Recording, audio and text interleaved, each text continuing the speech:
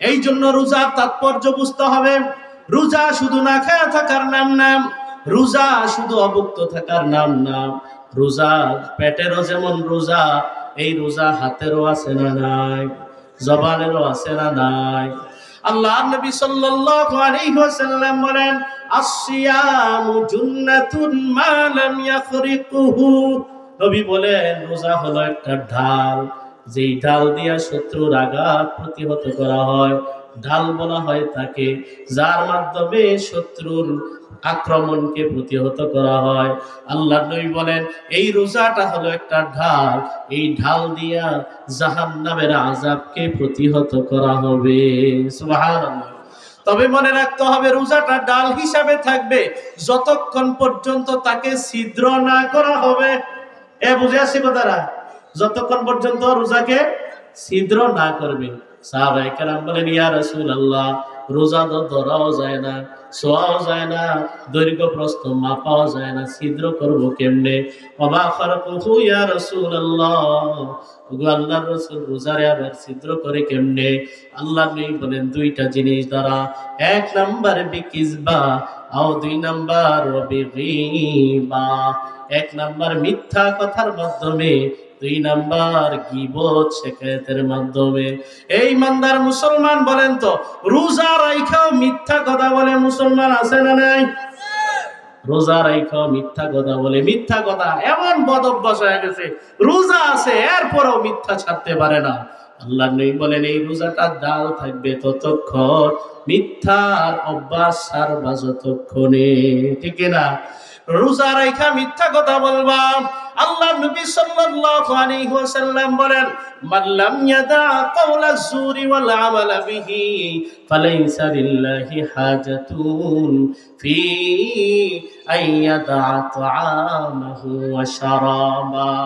আল্লাহ নবী বলেন, কোন ব্যক্তি যদি রোজা রাইখা মিথ্যা কথা না ছাড়তে পারে, মিথ্যা লেনদেন, অন্যায় লেনদেন না ছাড়তে পারে, অশ্লীলতা বেহায়াপনা না ছাড়তে পারে, আল্লাহর কোনো প্রয়োজন নাই তোমার ক্ষুধার্ত থাকা। তুমি এই ক্ষুধার্ত থাকলে আল্লাহর কি রাজত্ব ক্ষমতা একটু বাড়বে নাকি? আল্লাহর কি সম্মান একটু বাড়বে নাকি তুমি একটু অভুক্ত থাকলে? আল্লাহ নবী বলেন, তুমি এইভাবে ক্ষুধার্ত থাকার কোনো ফায়দাই নাই যদি তোমার অন্য সবকিছুর সাথে তোমার রোজা না রাখে। মনে রাখতে হবে মুসলমান, রোজা এমন একটা আমল, এই আমলের নির্দিষ্ট কোনো সওয়াব নাই। সুবহানাল্লাহ বলেন। অন্য সব আমলের কি আছে? একটা নির্দিষ্ট একটা সওয়াব আছে। রোজা এমন একটা আমল যার নির্দিষ্ট কোনো সওয়াব নাই, তার সওয়াব কি হবে আল্লাহই জানে। সুবহানাল্লাহ।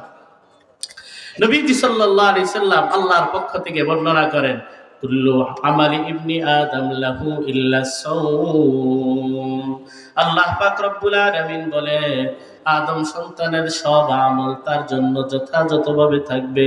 কোন আমলের সওয়াব 7 গুণ, কোন আমলের সওয়াব 700 গুণ, কোন আমলের সওয়াব 70 গুণ, এভাবে বলা আছে। সব আমলের সওয়াব তো তাকে দেওয়া হবে, ইল্লা সাওম, রোজাটা ছাড়া। রোজার কোন সওয়াবের কথা আমি বর্ণনা করি নাই। আল্লাহ পাক রব্বুল আলামিন বলেন, ফাইন্নাহু লি, এই রোজাটা বিশেষভাবে একমাত্র আমার জন্য বান্দা রাখে। সুবহানাল্লাহ।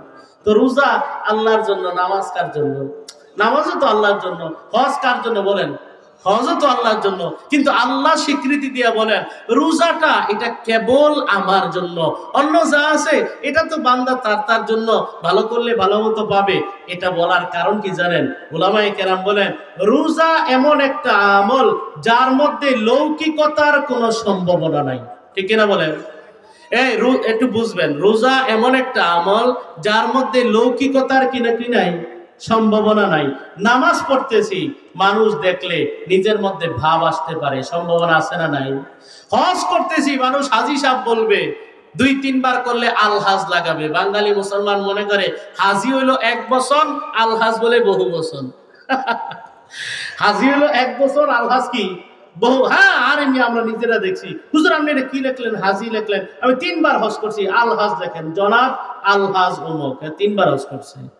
তো হজ করলেও রিয়া বা লৌকিকতার সম্ভাবনা আছে না নাই? দান সৎকার করলেও লৌকিকতার সম্ভাবনা আছে না নাই? রোজা এমন একটা আমল, এই রোজা যদি ঠিক রাখতে হয়, মানুষের সামনেও না খেয়ে থাকা, মানুষের বাইরেও না খেয়ে থাকা, আড়ালের মধ্যেও না খেয়ে থাকা, পানির ভিতরে ডুব দিয়েও না খেয়ে থাকা, এর নাম হলো রোজা। ঠিক কিনা বলেন? কেউ যদি বলে আমি রোজা রাখছি, এই কথার মধ্যে সে যদি সত্যবাদী হয়, তার মানে সে আড়ালেও কিচ্ছু খায় নাই, পানির নিচে ডুব দিয়েও কোনো পানি খায় নাই, কারো পিছনেও কোনো কিচ্ছু খায় নাই, এমন জায়গাও কিচ্ছু খায় নাই যেখানে আল্লাহ ছাড়া কেউ দেখবে না, এর নামই হলো রোজা। ঠিক না? এই জন্য রোজা যেহেতু এমন আমল যার মধ্যে রিয়া বা লৌকিকতার কোনো সম্ভাবনা নাই। একজন আইসা বললো আমি রোজা রাখছি, পেট বইরা খাইয়া আইছে, তা আমি তো বিশ্বাস করবো যে মাশাআল্লাহ রোজা রাখছে। কিন্তু সত্য সত্য যদি রোজা মানাইতে হয়, এ আমার সামনেও যেমন থাকতে হবে, আড়ালেও তেমন থাকতে হবে, পানির উপরেও যেমন থাকতে হবে, নিচেও এমন থাকতে হবে। ঠিক কিনা বলেন? এই জন্য রোজা হইল এমন আমল যার মধ্যে কোনো রিয়া বা লৌকিকতার সম্ভাবনা নাই। এই জন্য আল্লাহ পাক রব্বুল আলামিন বলেন ফাইন্নাহু লি, এই রোজা হলো একমাত্র আমার জন্য, ওয়া আনা আজজি বিহি, রোজার সওয়াব আমি আল্লাহ নিজ হাতে তাকে দান করব। সুবহানাল্লাহ। উলামায়ে কেরাম বলেন এই ইবারতটা আমি যেভাবে পড়লাম এভাবেও আছে মারুফ দিয়া, ফাইন্নাহু আজজি বিহি, ইবারতটা মাজহুল দিয়াও আছে, মানে ফাইন্নি ফাইল্লা ফাইন্নাহু লি ওয়া আনা উজজা বিহি। আল্লাহ বলেন রোজাটা কেবলমাত্র বান্দা আমার জন্য রাখে, আমি আল্লাহই হলাম তার পুরস্কার। সুবহানাল্লাহ। তু মেরা তু সব মেরা, ফলক মেরা ওয়া জমি মেরি, अगर एक तू नहीं मेरा तू कोई शै नहीं मेरी। আল্লাহ বলেন আরে এই রোজা আমার জন্য রাখে, রোজার পুরস্কার স্বয়ং আমি আল্লাহ। সুবহানাল্লাহ। আর আল্লাহ যদি কারো হয়ে যায়, মান লাহুল মাওলা ফালাহুল কুল, আল্লাহ যার হয়ে যায় পুরো জগৎ তার হয়ে যায়। ঠিক কিনা বলেন? এই জন্য মুসলমান রোজা অনেক দামি আমল, সুন্দরভাবে যদি রাখতে পারি, রোজার যদি হেফাজত করতে পারি, রোজাটা যেভাবে রাখা দরকার সেভাবে যদি রাখতে পারি, এই রোজার মাধ্যমে আল্লাহর নৈকট্য অর্জন সম্ভব। আল্লাহ পাক রব্বুল আলামিন বলেন ফাইল্লাহু ইয়াদাউ শাহওয়াতাহু ওয়া আকলাহু ওয়া শুরবাহু লি। আল্লাহ পাক রব্বুল আলামিন বলেন বান্দা হালাল ভাবে তার স্ত্রী, হালাল স্ত্রী তার পাশে শোয়া, বান্দা আমি আল্লাহর ভয়ে জৈবিক চাহিদা পূরণ করে না, আমি আল্লাহর ভয়ে বান্দা সুন্দর সুন্দর দামি খাবার তার সামনে রাখান, বান্দা খাবার খায় না, পানাহার করে না, একমাত্র আমি আল্লাহর ভয়ে, আর মাত্র 2 মিনিট আছে, সহ্য হইতেছে না, এই মুহূর্তে খায়া ফেললে কেউ দেখবে না, তৃষ্ণায় সাথী ফাইটা যাওয়ার উপক্রম, এরপরেও বান্দা খায় না, কার ভয়ে? বলেন কার ভয়ে? আল্লাহ পাক রব্বুল আলামিন বলেন বান্দা জৈবিক চাহিদা পুরো পরিহার করলো, খাওয়ার পানাহার সবকিছু পরিহার করলো আমি আল্লাহর জন্য, এই জন্য রোজার পুরস্কার স্বয়ং আমি আল্লাহ তাকে দান করব। সুবহানাল্লাহ। এই জন্য মুসলমান রমজানের প্রস্তুতি নেওয়ার দরকার আছে না নাই? বলেন আছে না নাই?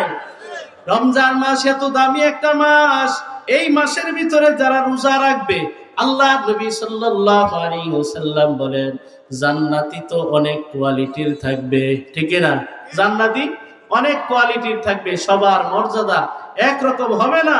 জান্নাতে তো যাইবে অনেক কোয়ালিটি ওয়ালারা, কিন্তু রোজাদার যারা, তাদের জান্নাতে প্রবেশ করার গেটটা থাকবে সম্পূর্ণ আলাদা। সুবহানাল্লাহ। ভিআইপি লাউঞ্জে ভিআইপি গেট দিয়ে তারা জান্নাতে প্রবেশ করবে। সুবহানাল্লাহ। নবীজি সাল্লাল্লাহু আলাইহি ওয়াসাল্লাম বলেন ইন্না ফিল জান্নাতি বাবান ইউকালু লাহু আর-রায়্যান, জান্নাতের একটা দরজা আছে, এই দরজার নাম হলো রায়্যান। এই দরজার নাম কি? ইয়াদখুলু মিনহু সাইমুনা ওয়া লা ইয়াদখুলু মাআহুম গায়রুহুম, এই দরওয়াজা দিয়া এই ভিআইপি গেট দিয়া প্রবেশ করবে একমাত্র রোজাদারেরা, তাদের সঙ্গে আর কেউ প্রবেশ করতে পারবে না। ইউকালু আইনা সাইমুন, ঘোষণা দেওয়া হবে এই জান্নাতি যারা আছো এদের মধ্যে স্পেশাল ভাবে রোজাদার কারা আছো, এ রোজাদার আসো তোমরা এই গেট দিয়ে আসো।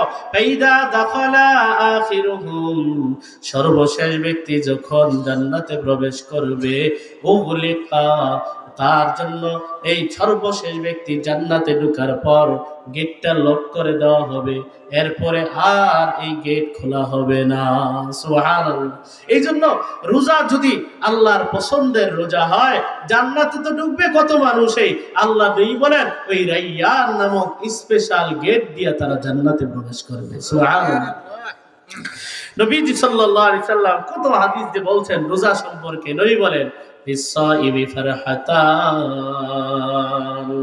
ফারহাতুন ইনদা ফিতরিহি ওয়া ফারহাতুন ইনদা লিকাই রাব্বি।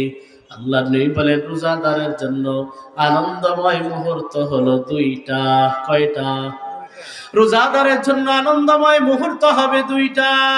একটা হলো দুনিয়াতে আর একটা হলো আখেরাতে। শুধু আখেরাতে না, জান্নাতে। সুবহানাল্লাহ।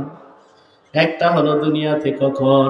ফারহাতুন ইনদা ফিতরিহি, একটা হলো ইফতারির সময়, অথবা এর অর্থ হলো ঈদুল ফিতরের সময়। ইফতারি করার পর 14 ঘন্টা 14.5 ঘন্টা না খাওয়া থাকার পর মনে হয় সব খাওয়া ফেলবো, ঠান্ডা শরবত একটা খায় শেষ, সাইডা দিস, কি যে শান্তি লাগে, ঠিক কিনা বলেন? অনেক মনে একটা ফুরফুরে ভাব লাগে। এই ফুরফুরে ভাব সারাদিন রোজা না রাইখা ইফতার পার্টি কইরা কি পাওয়া যাবে? এই বলেন পাওয়া যাবে?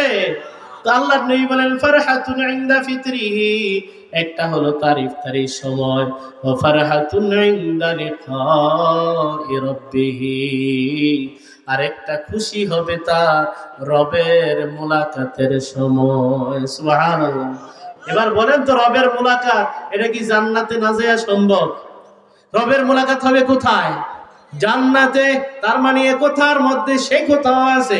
আর একটা খুশি হবে বান্দা জান্নাতে প্রবেশ করার পর তার রবের সঙ্গে দিদার লাভ হওয়ার সময়। সুবহানাল্লাহ। এই জন্য মুসলমান রোজাটাকে ঠিক রাখার দরকার আছে না নাই? তাহলে রোজা নামক যেই ঢালনা আছে, এই ঢালনা ভাঙে কয় জিনিসের মাধ্যমে? 2 জিনিসের মাধ্যমে। 1 নাম্বার মিথ্যা কথা। 1 নাম্বার কি? 1 নাম্বার মিথ্যা কথা।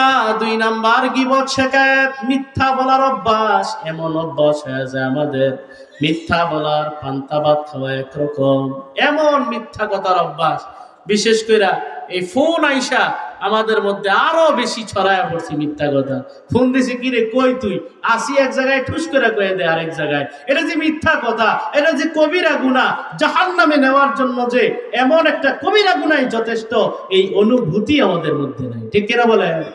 মিথ্যা কথার বদ অভ্যাস যদি হয়ে যায় মুসলমান, মনে রাখবেন আল্লাহর নবী সাল্লাল্লাহু আলাইহি ওয়াসাল্লাম বলেন, কেউ যখন মিথ্যা কথা বলে রহমতের ফেরেশতা তার থেকে বহু দূরে চলে যায়। বলেন নাউজুবিল্লাহ। মিথ্যা কথা বললে মুখের মধ্যে এমন দুর্গন্ধ হয়, এই দুর্গন্ধ ক্লোজ আপ দেওয়া যাবে না। এই মিথ্যা কথা বললে যেই দুর্গন্ধ হয়, টাই পয়রা, কোট পয়রা, ক্লোজ আপ দিয়া দাঁত গস্তে গস্তে সাদা ঝকঝকে, কিন্তু মিথ্যা কথা বলে তার মিথ্যার এমন দুর্গন্ধ তৈরি হয়, রহমতের ফেরেশতারা এই ঝকঝকে দাঁতওয়ালা থেকেও বহু দূরে চলে যায়। ঠিক না? এই দুর্গন্ধ ওই ক্লোজ আপ দিয়া দূর হবে না, পেপসোডেন্ট দিয়া দূর হবে না। এই দুর্গন্ধ দূর করতে হলে সত্য কথার অভ্যাস করতে হবে। ঠিক না?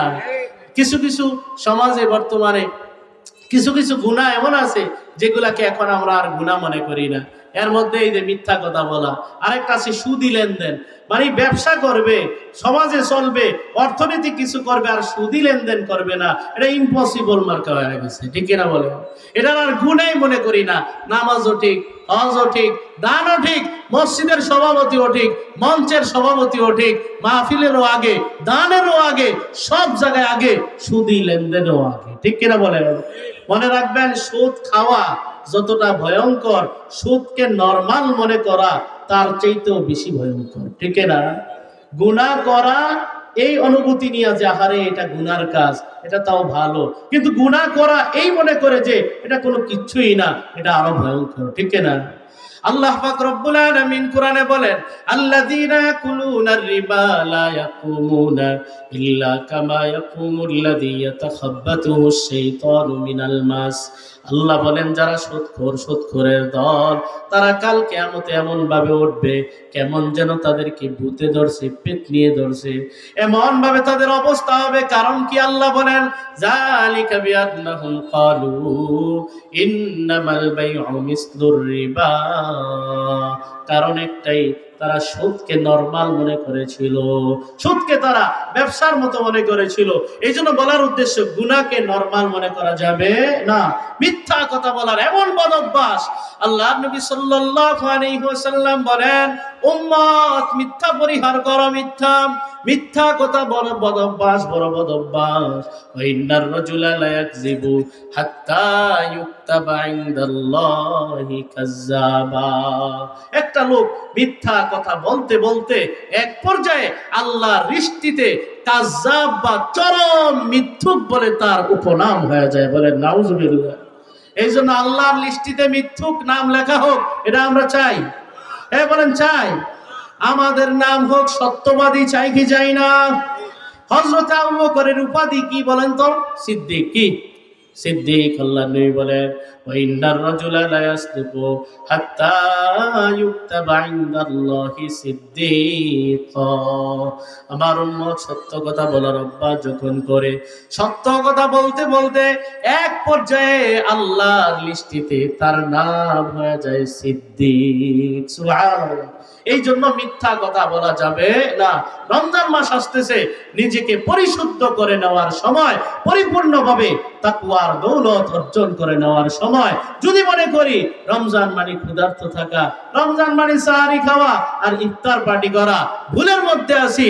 রমজান মানে হচ্ছে ভবিষ্যৎ জীবনকে সুন্দর করার জন্য তাকওয়ার মহাদৌলত অর্জন করা, ঠিক না?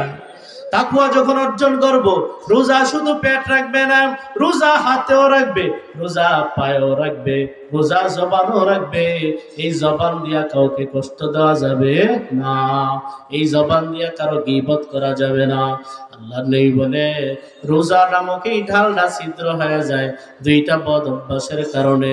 একটা হলো মিথ্যা কথা বলা, 2 নাম্বার গীবত শিকায়াত করা। আল্লাহ নবী সাল্লাল্লাহু আলাইহি ওয়াসাল্লাম বলেন, উম্মত জান্নাতে যাইবা, স্পেশাল জান্নাত চাও কি চাও না? বলেন চাই কি চাই না? আল্লাহ নবী বলেন, আমি বইলা দিলাম 3টা ভালো অভ্যাস অর্জন করবা, আমি নবী ঘোষণা দিলাম জান্নাতে স্পেশাল বালাখানা তোমার হবে। সুবহানাল্লাহ। নবী বলেন, আনা যাইমুন বিবাইতিন ফি রাবাদিল জান্নাহ লিমান তারাকাল মিরাআ ওয়া ইন কানা মুহিক্কা। আল্লাহ নবী বলেন, কেউ যদি তর্ক পরিহার করে, সঠিক তার অবস্থান সঠিক, এরপরেও সে তর্ক পরিহার করে, ঝগড়া করে না মুসলমান ভাইয়ের সাথে, আল্লাহ নবী বলেন জান্নাতের প্রথম ক্যাটাগরিতে বালাখানার জিম্মাদার আমি নবী হয়ে গেলাম।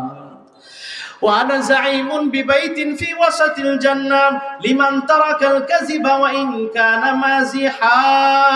আল্লাহ নবী বলেন, ঠাট্টা কইরাও যদি মিথ্যা কথা না বলে, এমন সুন্দর অভ্যাস, ঠাট্টা কইরাও কি বলে না? মিথ্যা কথা বলে না। নবী বলে, আমি তার জন্য জান্নাতে একবারে মধ্যভাগে উন্নত এলাকায় বালাখানার জিম্মাদার হয়ে গেলাম। সুবহানাল্লাহ।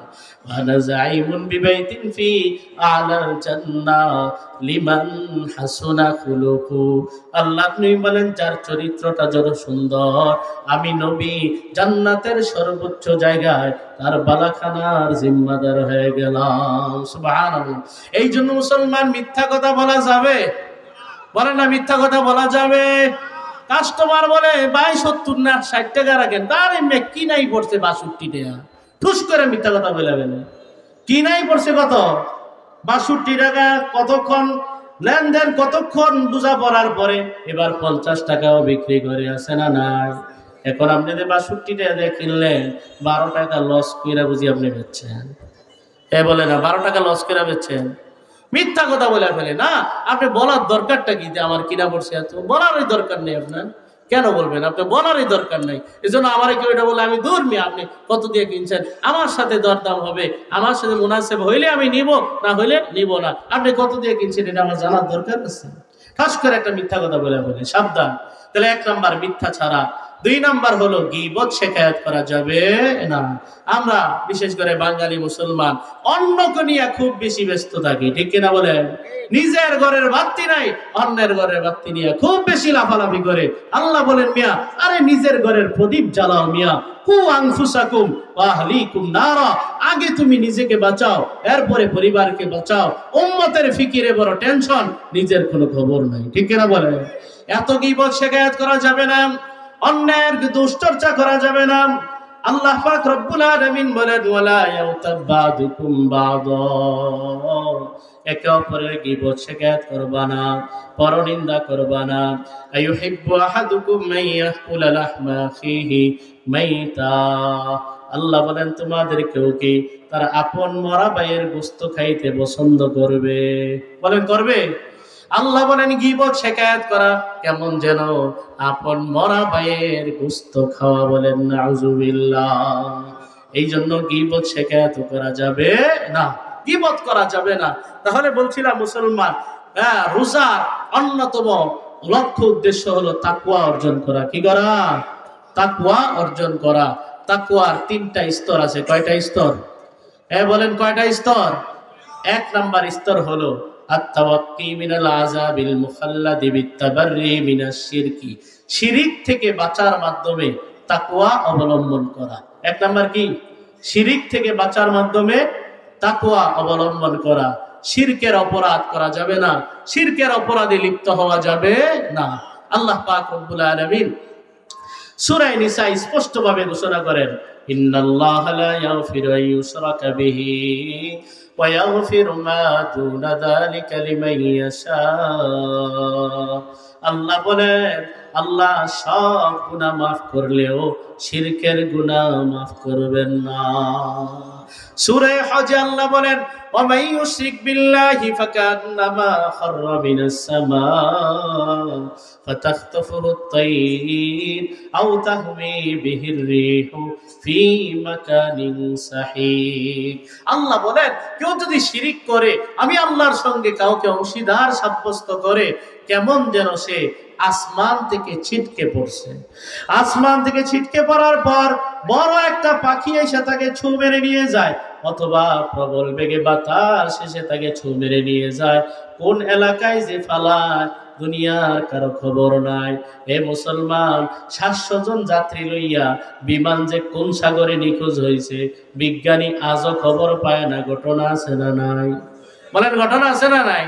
আল্লাহ বলেন, কোন বান্দা যদি আমি আল্লাহর সঙ্গে কাউকে অংশীদার সাব্যস্ত করে, এই লোকটা যেমন অসহায় হয়ে যায়, তার খোঁজ খবর দুনিয়ার কেউ জানে না, ঠিক তেমনি ভাবে আমার ওই বান্দা আমি আল্লাহর রহমত থেকে এত দূরে চলে যায়। বলেন নাউজুবিল্লাহ। সে কোথায় আছে না আছে এই খোঁজ খবর রাইখা আমার লাভ নাই। এই জন্য শিরিক করা যাবে?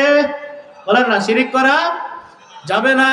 আল্লাহ পাক রব্বুল আলামিন বলেন, ইয়া ইবনা আদম লাউ আতাইতানি বিকুরাবিল আরদি খাতায়া সুম্মা লাকিতানি লা তুশরিকু বি শাইআ আতাইতুকা বিকুরাবিহা মাগফিরা।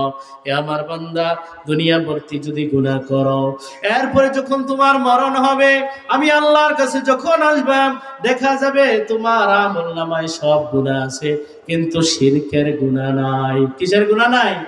শিরকের গুনাহ যদি না থাকে, বান্দা নবীর সুপারিশের কারণে হোক, তোমার কোনো নেক আমলের উসিলায় হোক, আমি আল্লাহ দুনিয়া ভর্তি ক্ষমা নিয়ে তোমার সঙ্গে সাক্ষাৎ করব। সুবহানাল্লাহ। এই জন্য মুসলমান, শিরকের অপরাধে লিপ্ত হওয়া যাবে না। সেজদা পাওয়ার উপযুক্ত একজন তিনি কে? কোন জিন্দা পীরকে সেজদা দেওয়া যাবে না। এ মুসলমান, কান খাড়া করে শুনবেন, যদি বলে এটা ইবাদতের সেজদা না, এটা তাজিমের সেজদা, ঠাস করে থাপ্পড় লাগাবেন বেটা। ইবাদতের সেজদা এটা তাজিমের সেজদা থেকে আসে, ঠিক না? বলেন না, তাজিম থেকেই তো ইবাদত, আর ভক্তি থেকেই তো ইবাদত আসে, ঠিক না? এই জন্য কোন তাজিমে সেজদা করা যাবে না। তাজিমে সেজদাও করা যাবে না, কারো পায়ে ইবাদতের সেজদাও করা যাবে না। সন্তান দেওয়ার মালিক একজন, তিনি কে? সন্তানও চাইতে হবে আল্লাহর কাছে। ব্যবসায় বরকত দেওয়ার মালিকও আল্লাহ। এই জন্য তাকওয়ার 1 নাম্বার স্তর হলো শিরিক থেকে বাঁচার মাধ্যমে তাকওয়া অবলম্বন করা। তাকওয়ার 2 নাম্বার স্তর হলো জাহিরি বাতিনি সগীরা কবিরা সব ধরনের গুনাহ থেকে বাঁচার মাধ্যমে তাকওয়া অবলম্বন করা।